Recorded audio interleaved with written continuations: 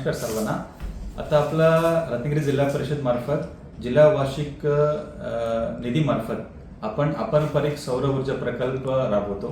याच्यामध्ये आपल्या रत्नागिरी जिल्ह्यामध्ये रत्नागिरी तालुक्यामध्ये गोळप गावामध्ये 1 मेगावॅट ग्राउंड माउंटेड सोलार आपण साधारणतः ऐकले असेल की आपण रूफटॉप सोलार ऐकतो, पण आता जिल्हा परिषदने एक मोठा प्रकल्प 5 एकर जगामध्ये 1 मेगावॅटची प्रकल्प राबवत आहे।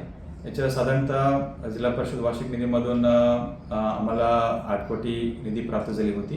त्याच्या आपण टेंडर वगैरे काढून वर्क ऑर्डर देऊन त्याच्या अंमलबजावणी मागच्या मार्चपासून सुरू आहे। आता 1 मेगावॅट प्रकल्पाचे कामकाज लगभग संपत आलेली आहे। आता प्लांट ते आपलं सबस्टेशनपर्यंत जे लाईनचे काम आहे ते सुरू आहे।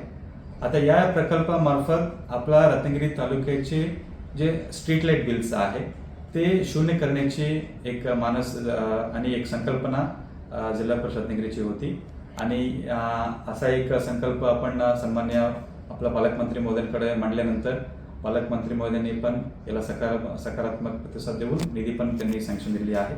आता या काम अंतिम टप्प्यामध्ये आहे आणि याचे जे पॉवर पर्चेसिंग अग्रीमेंट आहे त्यासाठी आपण आता आचारसंहिता संपले की त्याच्या निविदा आपण काढणार आहोत आणि पॉवर पर्चेस अग्रीमेंट करून आपण साधारणतः ऑगस्टपर्यंत या प्रकल्प आहे या कमिशन करण्याची आपला मानसिकता आहे। आपल्याकडे स्ट्रीट लाईट बिलची जी समस्या आहे ते मोठ्या प्रमाणाने आहे।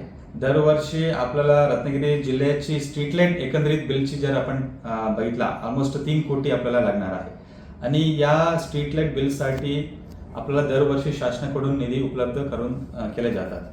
बट कधी कधी वेळेवर निधी उपलब्ध होत नसल्यामुळे आपलं स्ट्रीट लाईट बिल आहे त्याचे जे कनेक्शन आहे ते तोडण्यात येतात। सो त्यामुळे नागरिकांना ग्रामपंचायतीला गैरसोय निर्माण होतात। सो हे जे प्रश्न परमनंटली लॉंग टर्म सोल्युशन काढण्यासाठी आपण असा एक प्रकल्प राबवलेले आहे। या प्रकल्पातून आपल्या रत्नागिरी तालुक्याचे स्ट्रीट लाईट बिल साधारणतः 60 ते 65 लाखाचे आहे। सो आपण पूर्ण रत्नागिरी तालुक्याचे हे जे वार्षिक स्ट्रीट लाईट बिल आहे आपण या 1 मेगावॅट प्रकल्पातून शून्य करू शकतो आणि आपण तसा निर्णय जिल्हा परिषदेने घेतलेला आहे। टाइम्स डिजिटलला लाईक करा, सबस्क्राईब करा, शेअर करा आणि बेल आयकॉन दाबायला विसरू नका। पाहत रहा टाइम्स डिजिटल।